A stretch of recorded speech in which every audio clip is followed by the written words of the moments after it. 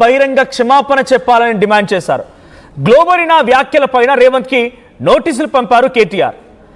ఆధారాలు లేకుండా తప్పుడు ఆరోపణలు చేశారని ఆగ్రహం వెలగక్కారు. గ్లోబరీనా సంస్థతో తనకు ఎలాంటి సంబంధం లేదంటున్నారు కేటీఆర్. బినామీ కంపెనీ ఆరోపణలు పూర్తిగా అవాస్తవమని కూడా స్పష్టం చేస్తున్నారు ఆయన. ఇక సిబిఎస్ఈ కాంట్రాక్టులు ఇప్పించానన్నటువంటి ప్రచారాన్ని కూడా ఖండించారు కేటీఆర్. రాజ్యాంగ పదవిలో ఉండి నిరాధార ఆరోపణలు చేయొద్దని హితవు కూడా పలికారు. రాజకీయ లబ్ధి కోసమే తన ప్రతిష్టతను దెబ్బతీయాలని ప్రయత్నం చేస్తున్నారని కూడా విమర్శించారు. 48 గంటల్లో క్షమాపణ చెప్పకపోతే చట్టపరమైనటువంటి చర్యలు ఇస్తామని చెప్పి హెచ్చరించారు ఆయన. ఇక సివిల్ క్రిమినల్ కేసులతో పాటుగా పరువు నష్టం దావా కూడా వేస్తామని కేటీఆర్ అంటున్నారు. సో గ్లోబరీనా అనేటువంటి సంస్థ 2019లో అప్పటి తెలంగాణ ఇంటర్మీడియట్ బోర్డులో ఎండ్ టు ఎండ్ ప్రాసెస్, అప్పటి వరకు centre for good governance and ఇంకో సంస్థ రెండు కలిపి పోస్ట్ ఎగ్జామినేషన్ ఒకరు, తర్వాత ప్రీ ఎగ్జామినేషన్కి ఒకరు బాధ్యతలు వర్తించేవారు. పోస్ట్ ఎగ్జామినేషన్, ప్రీ ఎగ్జామినేషన్ అంటే బిఫోర్ అడ్మిషన్ నుంచి మొదలుకుంటే అడ్మిషన్ ప్రక్రియ నుంచి హాల్ టికెట్ ఇష్యూయింగ్ వరకు, అడ్మిషన్లు, ఎగ్జామినేషన్, షెడ్యూలింగ్ అంతా కూడా చేసేది ఒక సంస్థ. తర్వాత ఇంకో సంస్థ కరెక్షన్ చేస్తే సర్టిఫికేషన్ మెమో ఇవ్వాల్సిన సంస్థ ఇంకోటి. 2019లో ఎండ్ టు ఎండ్ ప్రాసెస్ మొత్తం ఒకే సంస్థకి ఇవ్వాలని చెప్పినప్పుడు నిర్ణయం తీసుకుంటే గ్లోబరీనాకి ఆ కాంట్రాక్ట్ దక్కింది. గ్లోబరీనా ఏం చేస్తుంది? ఇంటర్మీడియట్ విద్యార్థులు రాష్ట్ర వ్యాప్తంగా ఎవరున్న ప్రైవేట్, గవర్నమెంట్ అన్ని సెక్టార్లో వాళ్ళ అడ్మిషన్ ప్రక్రియ నుంచి మొదలుకుంటే రిజల్ట్ అనౌన్స్మెంట్, మెమో ఇచ్చేంత వరకు గ్లోబరీనాని మొత్తం హ్యాండిల్ చేస్తుందని చెప్పి తీసుకుంటే గ్లోబరీనా ఒక రకంగా ప్రాణాలు తీసింది. ఏం మాత్రం ఎలిజిబిలిటీ లేదు, మినిమం ఎబిలిటీ లేదు, కనీసం వాళ్ళకి స్టెబిలిటీ కూడా లేదు. ఈ నిర్ణయంతో అప్పుడు కాంట్రాక్ట్ కట్టబెట్టడంతో ఆ నిర్ణయం గ్లోబరీనా ఏం చేసిందంటే పూర్తిగా విద్యార్థులని యొక్క పేపర్ కరెక్షన్ తప్పిదాలకు పాల్పడి 27 మంది విద్యార్థులు చనిపోయారు. అయితే ఆ రోజు ఆ కాంట్రాక్ట్ గ్లోబరీనా అనే సంస్థ రాజుకి రావడానికి కారణం కేటీఆర్ అనేది రేవంత్ రెడ్డి చెప్తున్న మాట. కేటీఆర్ అప్పుడు ఐటీ మినిస్టర్గా ఉండేవారు. సో కేటీఆర్ వల్లే ఆ కాంట్రాక్ట్ గ్లోబరీనా రాజుకు వచ్చింది. గ్లోబరీనా పేరుతో ఆ రోజు ఆ కాంట్రాక్ట్ ఆ కంపెనీకి కట్టబెట్టడానికి ఆ బినామీ సంస్థ కాబట్టి కట్టబెట్టారనేది ముఖ్యమంత్రి రేవంత్ రెడ్డి ప్రతిపక్ష హోదాలో పిసిసి అధ్యక్షుడిగా ఆరోపించారు. ఇప్పుడు ముఖ్యమంత్రి కూడా అదే మాట చెప్తున్నారు. సో ఆ గ్లోబరీనా సంస్థకి తనకు ఎటువంటి లింక్ లేదు, తనకు అసలు బాధ్యత లేదు. ఆ గ్లోబరీనా సంస్థ ఏదో కూడా నాకు తెలియదు. గ్లోబరీనాకి నేను చేయడం మూలంగానే వచ్చిందని చెప్పి నా బినామీ సంస్థని తప్పుడు ఆరోపణలు చేస్తున్నారని చెప్పి ముఖ్యమంత్రి రేవంత్ రెడ్డి రోజు చిట్చాట్లో మాట్లాడితే ఆ మాటలకి ఇప్పుడు లీగల్ నోటీసులు పంపించారు కేటీఆర్. 48 గంటల్లో దీనికి 48 గంటల్లో బహిరంగ క్షమాపణ చెప్పాలి, లేదంటే మీ పైన క్రిమినల్ కేసులు, పరువు నష్టం దావా కూడా వేస్తామని కేటీఆర్ అంటూ ఉన్నారు. నాకు ఆ గ్లోబరీనాకి ఏ మాత్రం కూడా సంబంధం లేదు, నిరూపించగలుగుతారంటూ కూడా ఛాలెంజ్ చేస్తున్నారు. సో దీనికి సంబంధించి అప్డేట్స్ తెలుసుకుందాం. ప్రతినిధి మధు జాయిన్ అవుతున్నారు.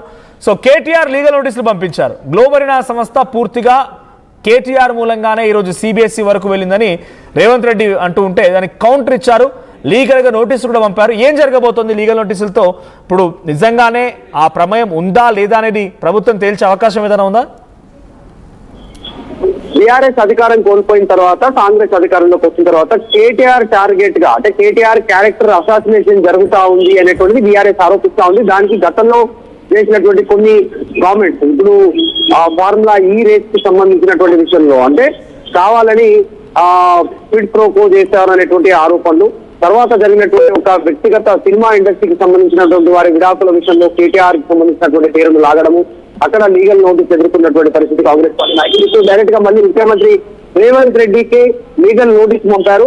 కేటీఆర్ 48 గంటల్లో బేషరత బహిరంగ క్షమాపణ చెప్పాలనేటువంటి డిమాండ్ చేశారు. లేకపోతే 48 గంటల తర్వాత సివిల్ క్రిమినల్ చర్యలు ఉంటాయని స్టేట్మెంట్ ఇచ్చారు. మనం చూసాం ఆల్రెడీ కొండా సురేఖ విషయంలో యాజ్ ఇట్ ఈస్ గా ఇదే విధంగా కోర్టును ఆశ్రయించారు, సివిల్ కోర్టుని. కేటీఆర్ నోటీసులు అందుకున్నారు. ఆ కొండా సురేఖ అప్పుడు దానికి వివరణించే ప్రయత్నం చేశారు, అడ్వకేట్స్ వివరణించే ప్రయత్నం చేశారు. ఇదంతా ప్రాసెస్ జరుగుతూ ఉంది. లీగల్ గా సంబంధించి నేట్ గా ముఖ్యమంత్రి గ్లోబరీనాకి సంబంధించినటువంటి అంశంలో ఇది కేటీఆర్ బినామీ సంస్థ అని చెప్పడం పైనే ఆయన అబ్జెక్షన్ చేస్తా ఉన్నారు. ఒక రాజ్యాంగ పద్ధతిలో పదవిలో ఈ రకంగా మాట్లాడము, రాజ్యాంగాన్ని విశ్వసించేలా, సందాన్ని అందరినీ తప్పులో పట్టించేలా స్టేట్మెంట్ చేయడం కరెక్ట్ కాదు, విత్డ్రా చేసుకోవాలనేటువంటి స్టేట్మెంట్ చేశారు. నిరాధారమైనటువంటి ఆరోపణలు చేస్తా ఉన్నారు ముఖ్యమంత్రి రేవంత్ రెడ్డి. గ్లోబరీనా బినామీ కంపెనీ అనడం, సిబిఎస్ఈ కాంట్రాక్ట్ ఇప్పించడం పూర్తిగా అవాస్తవం.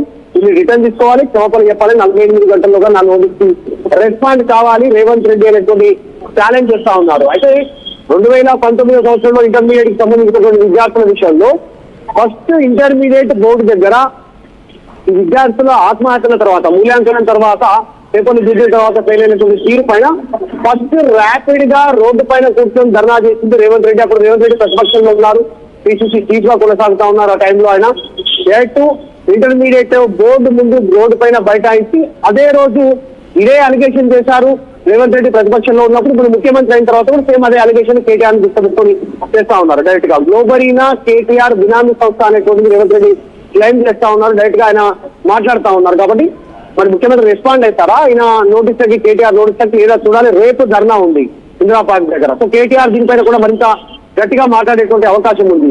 ఆల్రెడీ ముఖ్యమంత్రి బిజినెస్ విచారణ కొనసాగుతుందన్నారు, అదే స్టాండ్ పైన ఉన్నారు 2019 నుంచి ఇప్పటి వరకు 2026 వరకు.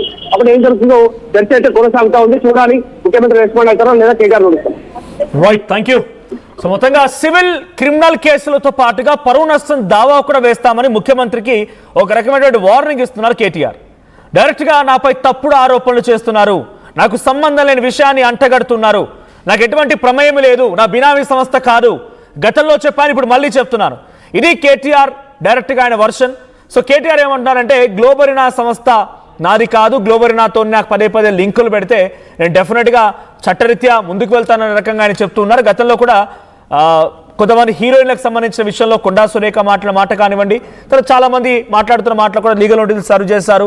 ఆ తర్వాత కోర్టు వరకు వెళ్ళింది. కోర్టు ముందు కూడా కొండా సురేఖ హాజరు కావాల్సిన పరిస్థితి వచ్చింది. మరి ఇప్పుడు 48 గంటల్లోగా బహిరంగంగా క్షమాపణ చెప్పకపోతే, గ్లోబరీనా వ్యాఖ్యలపైన మీరు మాట్లాడిన మాటలు వెనక్కి తీసుకొని క్షమాపణ కోరకపోతే చట్టరీత్యా నేను ముందుకు వెళ్తాను, ఆధారం లేకుండా నాపై తప్పుడు ఆరోపణలు చేసినందుకు గాను క్రిమినల్ మరియు పరువు నష్టం దావా కూడా వేస్తాననే రకంగా కేటీఆర్ ఒక నోటీస్ పంపారు.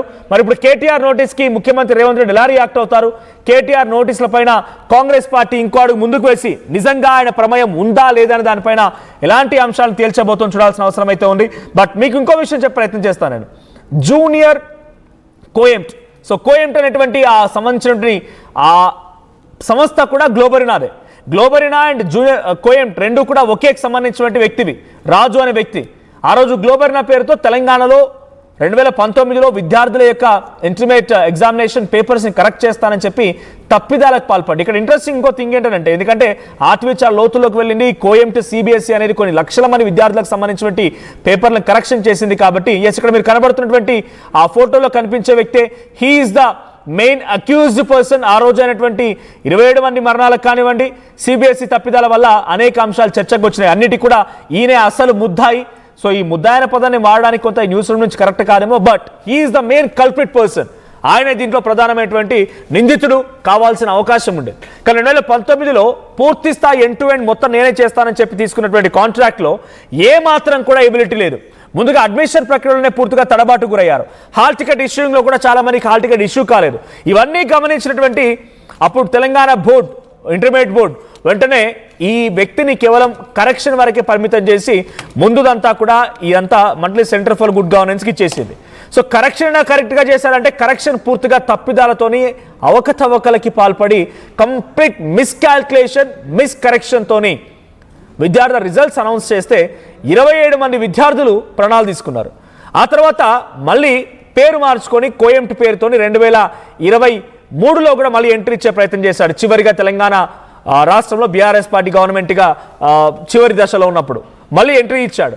అప్పుడు గమనించినప్పుడు కొంతమంది అధికారులు, కొంతమంది ఉపాధ్యాయులు వీడు మళ్ళీ వస్తున్నాడు అనే రకంగా బ్లాక్ చేయాలని చెప్పి అప్పుడు ఉన్నటువంటి అధికారులను కోరితే నవీన్ మిట్టల్ ఇతరత్ర అధికారులందరూ కూడా కలిసి కొంతమంది పోరాటం చేయడం మూలంగా ఆయన తప్పక నవీన్ మిట్టల్ నిర్ణయం తీసుకొని కోఎంట్ పైన బ్యాన్ విధించడం జరిగింది.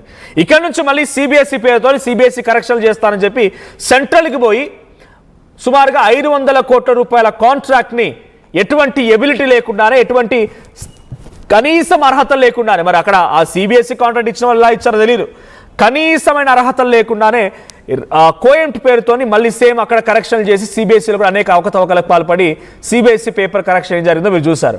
ఇటువంటి వ్యక్తిని కేటీఆర్ ప్రోత్సహించారు. ఇటువంటి కాంట్రాక్ట్ సంస్థని ఈరోజు సిబిఎస్ఈ కాంట్రాక్ట్ రావడానికైనా, రోజు గ్లోబరీనా కాంట్రాక్ట్ రావడానికైనా కూడా కేటీఆర్ఏ కారణం అని చెప్పి రేవంత్ రెడ్డి ఈరోజు చిట్చాట్లో మాట్లాడడంతో రేవంత్ రెడ్డికి నోటీసులు పంపించారు కేటీఆర్. 48 గంటల్లో క్షమాపణ చెప్పకపోతే క్రిమినల్ పరువు నష్టం దావాలు కూడా వేస్తానని చెప్పి కేటీఆర్ వార్నింగ్ ఇస్తున్నారు. మరి కేటీఆర్ నాకు ఎటువంటి ప్రమేయం లేదు, నాకు